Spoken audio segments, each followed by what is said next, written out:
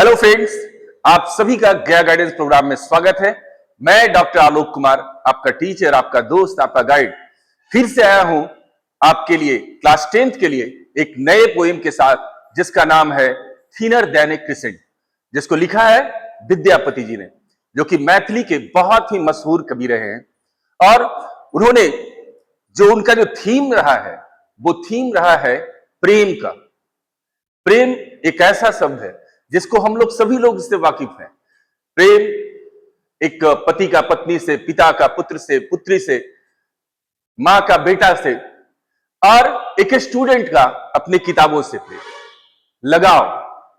और उसी चीज को मैं आपको आज बतलाने जा रहा हूं। मैं कुछ समझाने का प्रयास करता हूं एक छोटी सी कविता के द्वारा, एक छोटे से पोएम के द्वारा, जिसका नाम है थिनर देन ए क्रिसेंट। इसके हेडिंग को देखते हैं तो इसका मतलब पहले देखते हैं कि क्या होता है। थिनर का मतलब होता है से पतला, किसी से पतला। और ध्यान से देखेंगे, थिनर देन ए क्रिसेंट, क्रिसेंट का मतलब होता है अर्धचंद्र। आप सभी ने चांद देखा होगा, एक पूरा फुल मून, लेकिन आप कभी ऐसे भी समय देखते हो कि एकदम पतला सा चांद, आधा चांद, जिसको हम कहते हैं क्रिसेंट। तो ये कविता है आपको ये राधा और कृष्ण के प्रेम की, जिसको विद्यापति जी ने बहुत अच्छे से, कम शब्दों में, बहुत ही अच्छे तरीके से समझाया है। तो दोस्तों, इस पोएम को शुरू करने से पहले चलिए विद्यापति जी के बारे में कुछ जानकारी लेते हैं।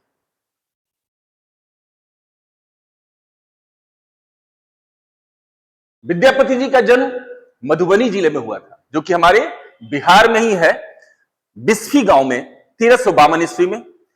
और उनकी मृत्यु जो है 1448 ईस्वी में हुई थी।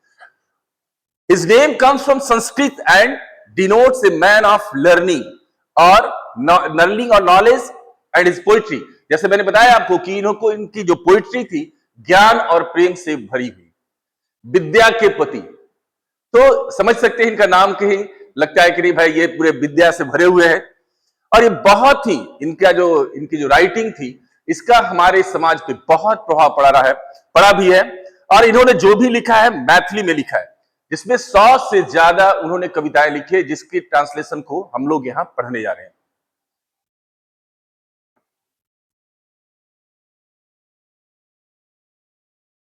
मैं बता दूं दोस्तों कि इन्होंने जो कविताएं लिखी है, मुख्यतः महादेव भगवान शिव पे और राधा और कृष्ण के प्रेम पे लिखा है।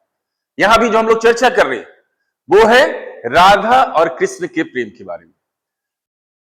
दोस्तों, जब भगवान कृष्ण अपने दरबार के, अपने राज्य के कार्य में मशगूल थे, बहुत बिजी थे, तो इनके प्रेम के वियोग में राधा जो थी, इनको इतना प्रेम करती थी कि उनके लिए एकदम अपना सारा संसार ही खो डाला। ऐसा लगता था कि अपने आप में ही नहीं है। तो उन्हीं की एक सहेली जाकर के भगवान कृष्ण से कुछ कहती है, और शुरुआत यूं होता है, हर टीयर्स कार्व्ड ए रिवर। जब हम रोते हैं तो कभी आंसू, थोड़ा बहुत आंसू निकलता है, कुछ देर बाद फिर हम चुप हो जाते हैं। लेकिन जब कोई बहुत ज्यादा दुख और दर्द में होता है तो उसके आंसू थमते नहीं। और यहां पे यही बात ये कवि जो है कहना चाहते हैं।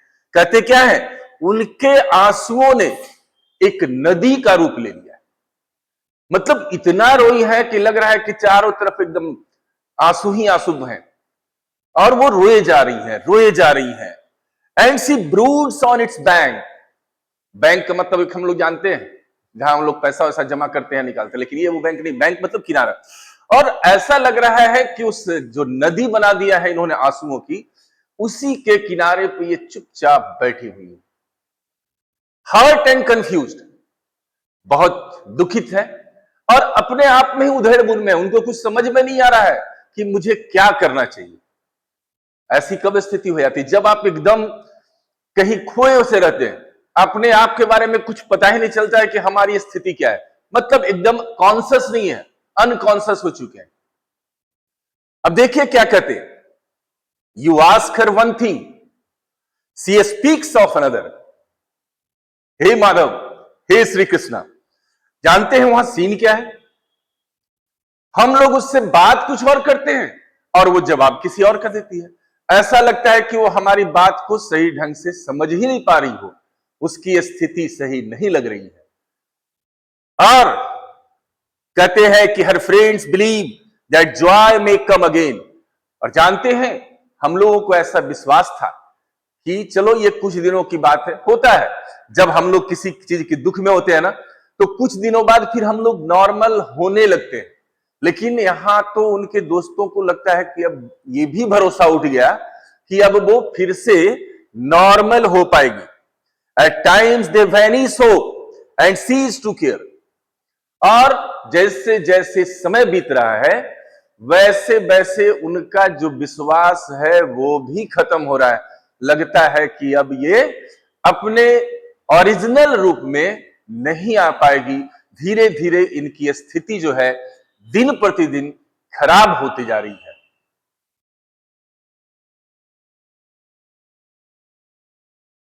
और कहती है उनकी सखी, O Madhava, I have run to call you, Radha each day grows thinner than the crescent in the sky।